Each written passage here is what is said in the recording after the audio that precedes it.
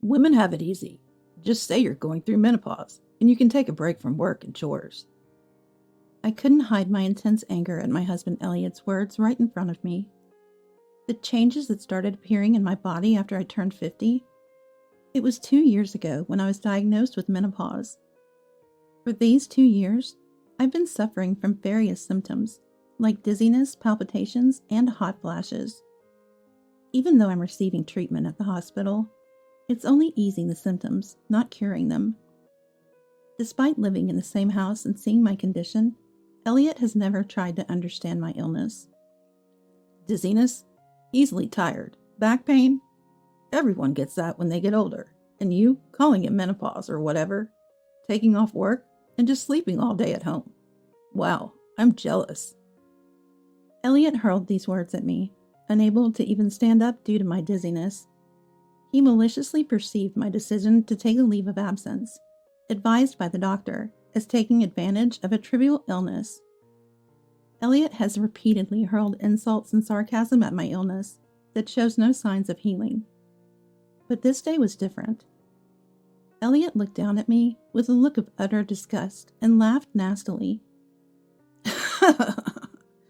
If you have the time to show off how hard your illness is, why don't you at least do the housework a wife should do? I am Anita, 52 years old. I live with my husband Elliot, who is 3 years older than me. Elliot and I met through a common acquaintance in our late 20s and immediately hit it off. We continued to date smoothly and got married in our early 30s. We had occasional minor fights, but Elliot was kind, and we managed to live a peaceful life while working hard at our jobs. We don't have children, but I believe we've always been supportive and close as a couple. However, a significant change appeared in our marriage a few years ago. I continued to work as a full-time employee even after marriage, but currently I'm on a leave of absence. The reason is poor health. More specifically, I started experiencing symptoms of menopause in my late 40s, which made me prone to falling ill. Initially, it was mainly irregular menstrual cycles and sudden feelings of heat and fatigue. But as time passed, the symptoms worsened with severe palpitations and sleepless nights. Gradually, I began to feel irritable and depressed for no apparent reason, affecting my mental health. Menopause can bring various symptoms for about 10 years, from before to after menopause.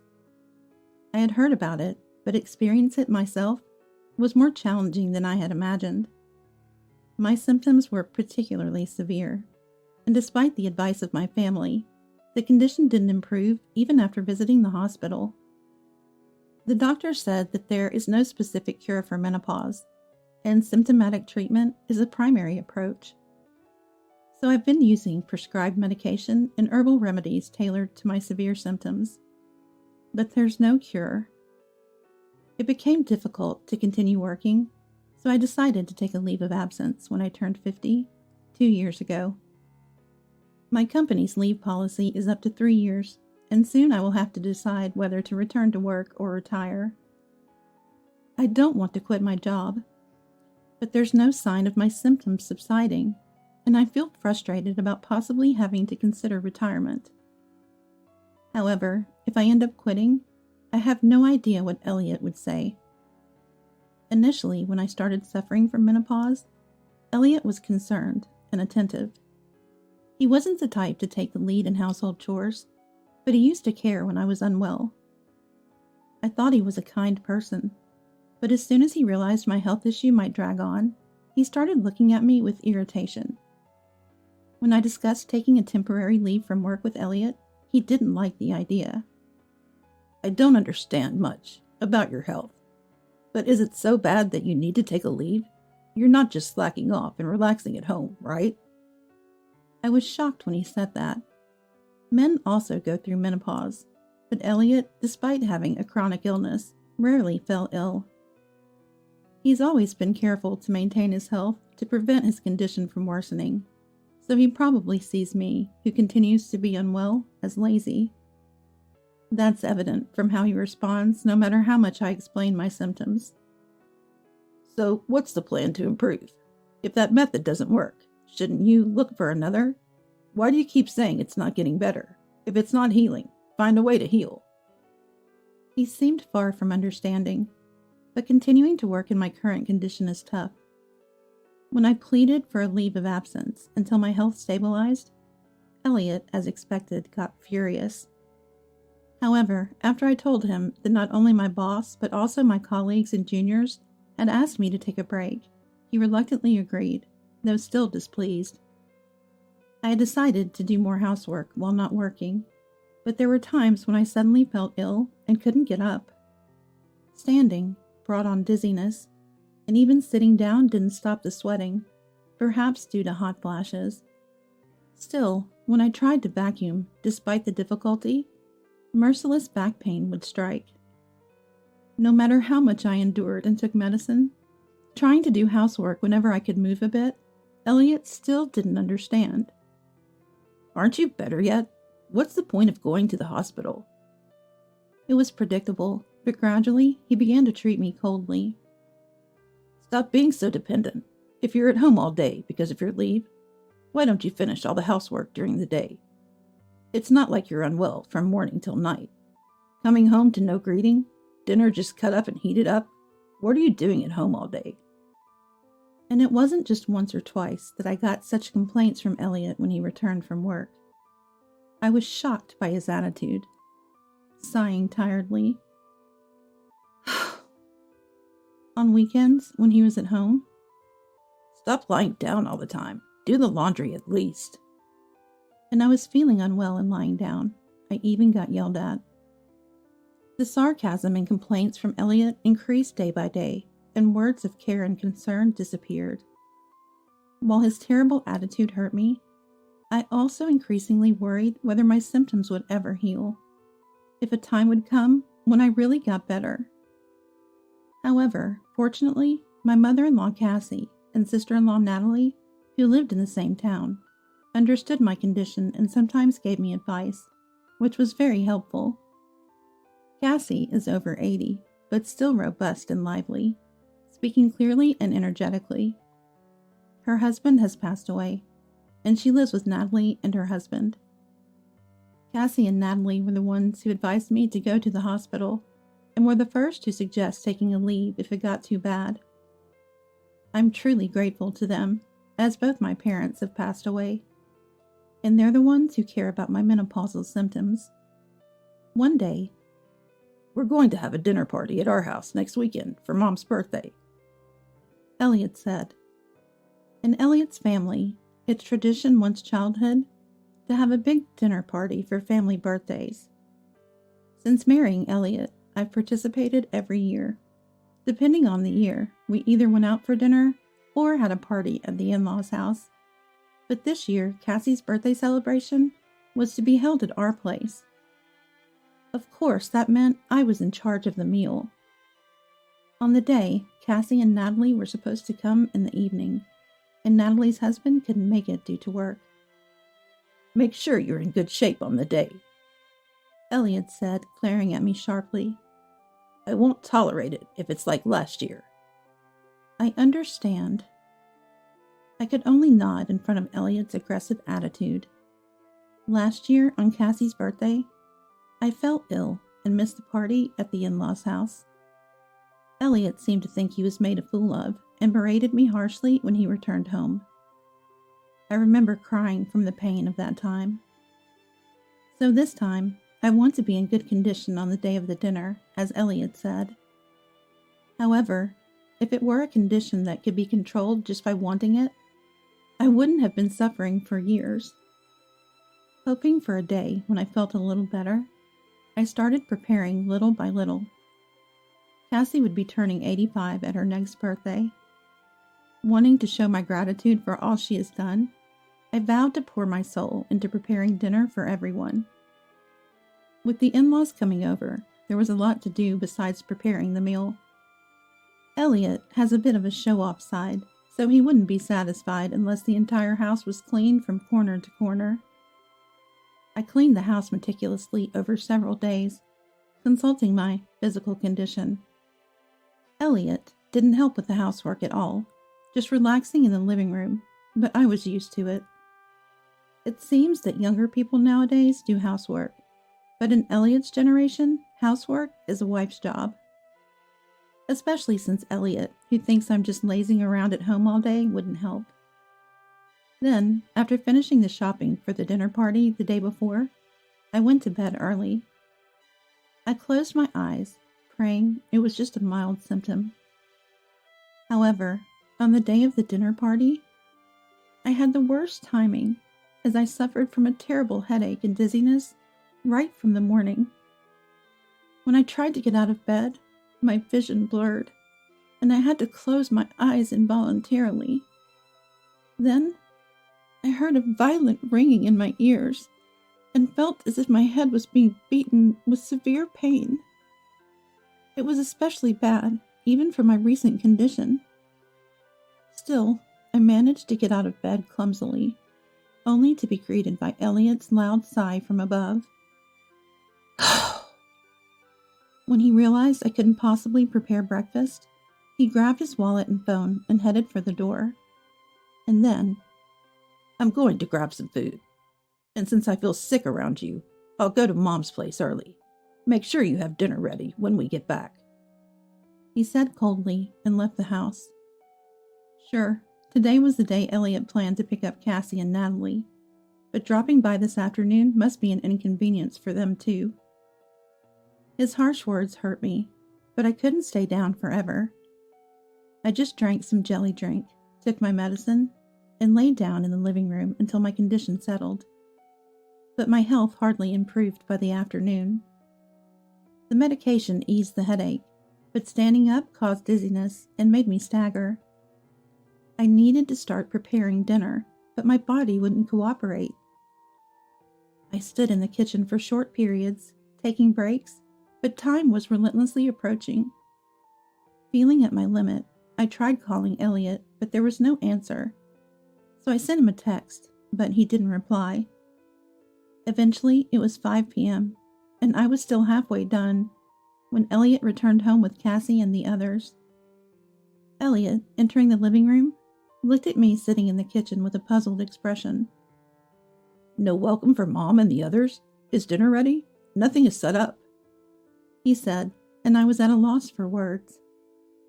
The bread was baked, and I had torn some leafy vegetables and added tomatoes, making a salad. But that was about all I had prepared. The thought of being scolded again made my heart race and breathing difficult, but I decided to apologize and tell the truth. Elliot, I'm sorry. This is all I could do. I'm sorry, but could you please order something nice for the main course? I'm really sorry, I said. And Elliot's face turned red as he changed his attitude dramatically. Are you kidding me with this sickness act now? We were looking forward to this dinner. Mom was so excited. And here you are, making me look bad again, just like last year. Elliot shouted angrily at me. It's not that. I'm not trying to. Isn't it obvious? You can't even manage your own health at your age. It's pathetic. You make everyone else suffer because of your own problems. Elliot continued to berate me without listening. Then why didn't you answer the phone? I sent you a text to eat out. I even sent another text 3 minutes ago for delivery. Why do you insist on eating at home when you don't do anything? My frustration exploded, and I shouted back loudly. Each word I spoke felt like my head was being hit with a metal bat.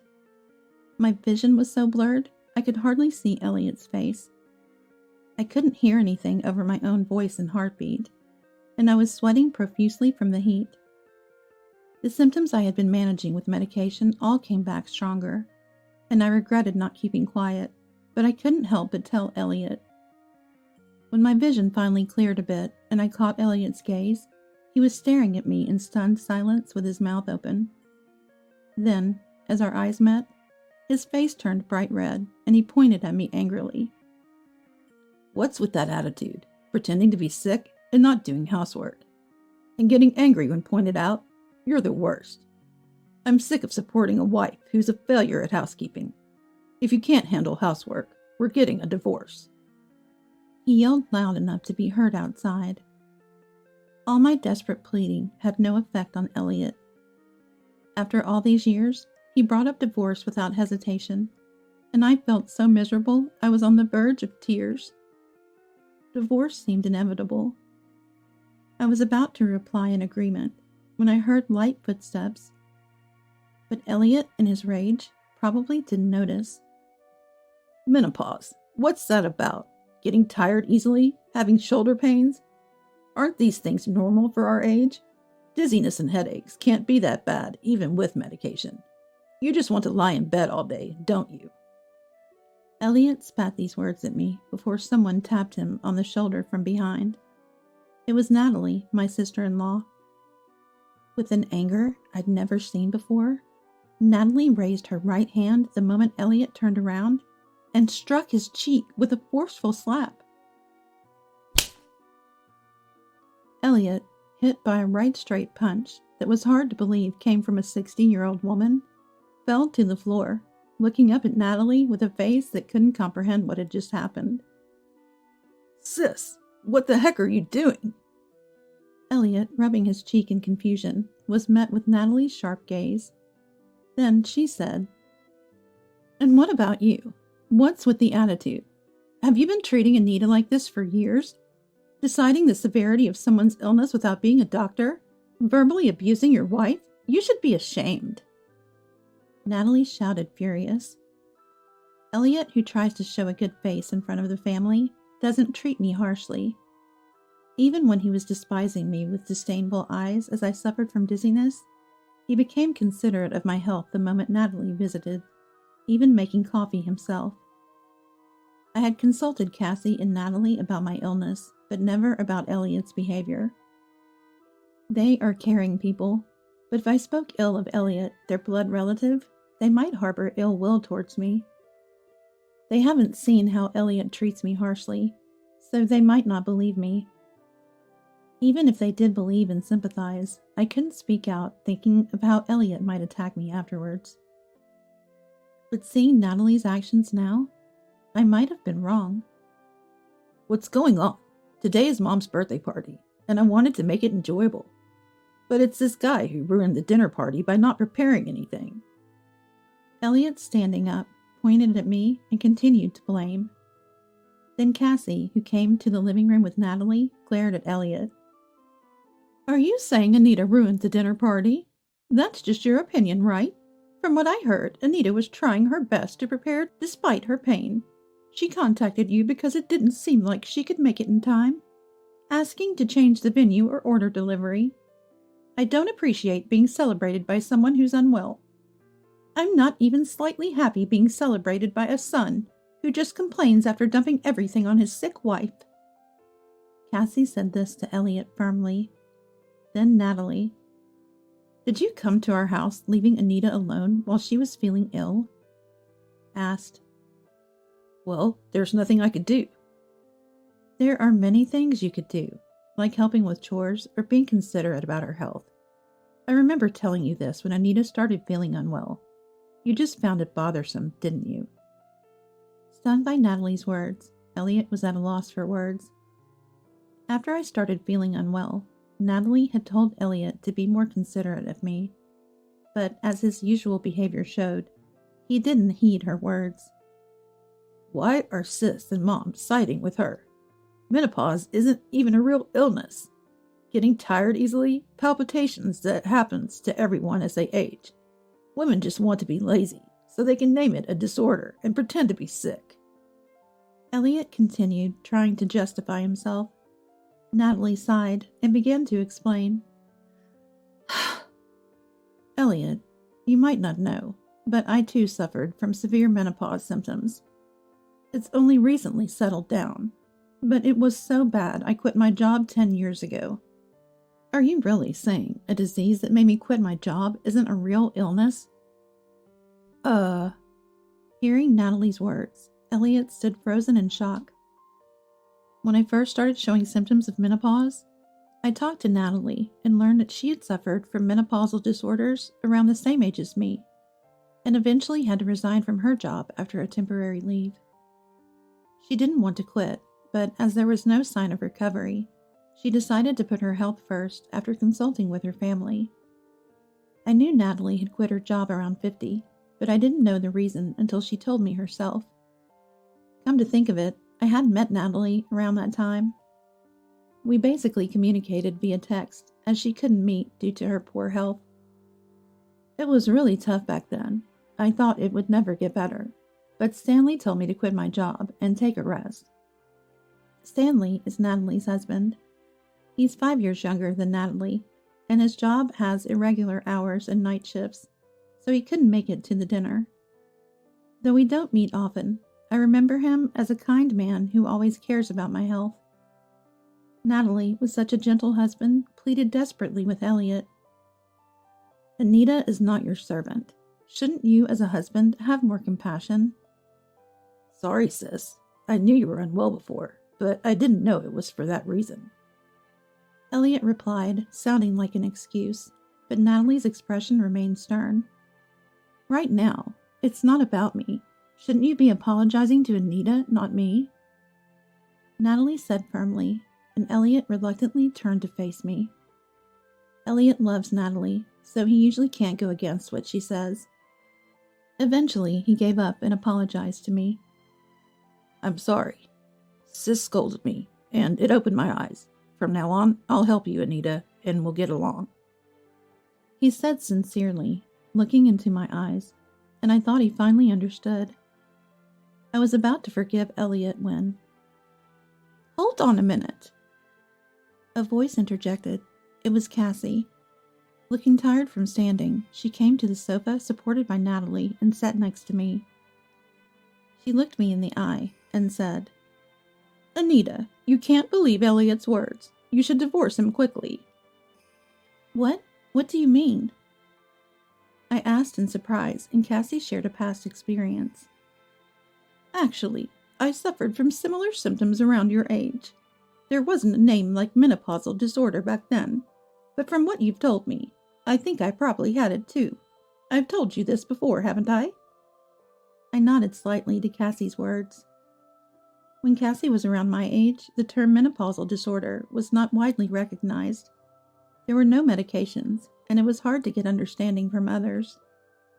Cassie chuckled sadly and pointed at Elliot. Elliot used to hurl terrible abuses at me when I was suffering. It was around the time before he married you, I think. He was living at his parents' house and would say things like, "Make dinner faster. How long will you lie in bed, mother? Stop pretending to be sick." Such heartless words. Cassie's face looked pained, as if remembering those times. Elliot, is that true? I asked Elliot, wanting to believe him, but he awkwardly turned away. His silence and lack of denial meant that everything Cassie said was true. Cassie looked down, sorrowfully, and continued. My late husband got so angry at Elliot's behavior back then that he hit him. And when Dad scolded him severely, Elliot said the exact same thing he's saying now. He woke up. Indeed, after that, Elliot stopped saying anything to me, because he quickly married you and left home. But Anita, you've been mistreated by him, haven't you? In other words, Elliot hasn't changed at all since then. He still doesn't try to understand others' illnesses, even after decades. Calmly stating this, Natalie insisted that Elliot's words were just excuses for the moment. What? Wait a minute. I mean, I won't do it again, believe me. Elliot tried to interject, but Natalie grabbed his arm to stop him. I saw it all back then. That's why I hit you, just like Dad did. Remember how you cried and apologized to me after Dad scolded you? You said you wouldn't do it again, that you had woken up and realized your mistake. But now you're doing the same thing to Anita that you did to me before. It's too convenient to say believe me after doing the same thing twice. It's unbelievable. With Natalie's admonishment, Elliot bit his lip in frustration. As Elliot fell silent, Cassie grabbed my shoulders and said, That's why you need to divorce Elliot and escape quickly, otherwise you'll continue to suffer. Now's your chance with me and Natalie here. Alone with you, he'll never admit his faults. He might even get angry for embarrassing him in front of his parents. Her eyes were filled with determination. It was sad to hear such words from a mother. The thought of divorce at this age was daunting, but after hearing Cassie's story, I felt I couldn't continue with Elliot. Despite the harsh treatment I had endured, believing that once my symptoms subsided, we could live happily as before, but I realized it would probably only get worse. Anger surged within me as I thought about Elliot's past verbal abuse towards Cassie. I stood up, enduring my ongoing dizziness, and looked straight at Elliot to express my intention to divorce. Elliot shaking off Natalie's hand. "What the hell? Are you all treating me as the bad guy?" exclaimed. Everyone in the room looked at Elliot with cold eyes. Being scorned even by his relatives, Elliot turned red with rage. Then he said, "Fine, I get it. If you say so, I'll divorce you." In his anger, he agreed to the divorce. The dinner party was canceled. Cassie and the others went home, and Elliot stayed at a hotel. Our divorce proceeded without any disputes over property division, and was finalized smoothly. Soon after, I separated from Elliot and focused on recovering my health alone. Half a year later, having had no contact since, I received a call from Elliot. I had moved out, rented an apartment, and lived alone, regularly visiting the hospital. I was feeling less stressed and healthier, but Elliot's call gave me a bad feeling. As expected, Elliot's call was utterly selfish. He had a chronic illness that worsened after our divorce and living alone. However, he had always boasted about perfectly managing his health himself. He had even berated me, claiming I was a lazy person who didn't really want to get better because my symptoms weren't improving. Why is that happening? You can manage your own health perfectly, right? I replied, but I knew the reason. Elliot's idea of self-management was shallow, just choosing balanced meals from what I prepared. He never cooked from scratch because I had planned the menus considering his health. Moreover, Elliot, who never did any housework, had a terrible lifestyle in the past 6 months, relying on delivery or ready meals, not vacuuming, leading to a decline in living conditions. Such an unhealthy diet and unsanitary environment would indeed ruin anyone's health. "I can't live like this anymore, so I want you to take care of me. It's been half a year. Your illness must be cured by now, right?" Elliot said without any remorse. Apparently, he first turned to Natalie and Cassie, but Natalie was already busy caring for Cassie and couldn't help. Elliot, desperate, contacted me. Though I wanted to refuse, he was my former husband of many years. I wanted to ignore him, knowing everything. "Then at least look at these albums I found in the storage. If you don't need them, I'll throw them away." But Elliot said. Believing they were old photos, I hesitated. Though I've had enough of him now, back then, my relationship with Elliot was good, and there were pictures with Cassie's family too. Deciding to go and select my own photos, I visited our former home for the first time in half a year. The house we'd lived in until 6 months ago seemed dirtier than before, perhaps due to lack of cleaning. Leftover takeout containers cluttered the table, making me grimace involuntarily. "You know, without you here, I don't have time to clean. It's hard to move when I feel bad." Elliot made excuses without any provocation. While he claimed to feel unwell, he seemed quite energetic at a glance. Moreover, despite wanting care, what Elliot really seemed to need was someone to clean, do laundry, and prepare meals. It just seemed like he wanted a housekeeper. After a moment of thought, "You don't look injured and seem quite healthy. Why don't you stop being lazy and take care of yourself?" I said. Elliot narrowed his eyes sullenly and retorted, "You know my illness affects my internal organs and nerves, right? Don't judge by appearances. It's outrageous that you call me lazy when I'm suffering so much." He spat these words out. Seeing my cold gaze, Elliot visibly became unsettled. Then he stopped moving abruptly. With widened eyes, he took a deep breath and apologized to me. I said those harsh things to you when you were suffering. I'm truly sorry. I deeply regret it and won't do it again. So please. I anticipated his next words and firmly interrupted. Sorry, but I can't take care of you. I'm still not over my menopausal disorder, and I can't trust your remorse. A desperate Elliot apologized profusely. Please, I could end up in the hospital any time because my condition might worsen. I continue with medication, but proper diet management is essential, and I'm in trouble without you. Please, I'm begging you. His apology seemed heartfelt. However, I knew from Cassie that this could just be a performance. She said that's what he does when he wants to make you seem heartless for not forgiving him after a deep apology. Remembering Cassie's words, I gently declined. I was overwhelmed with my own issues and not in the state to care for someone else. Living with Elliot again and taking care of him would only worsen my menopausal symptoms due to stress. I had just started to stabilize and didn't want to return to square one. I can't. If you really need care, use home care services or a helper. That's beyond me. I explained these options to Elliot, who was still pleading, and made it clear that I couldn't care for him and had no intention of living together again. Then I returned to my own life. Since then, my symptoms have settled, and I've returned to work after a hiatus. Though I considered retiring at one point, I needed to support myself living alone.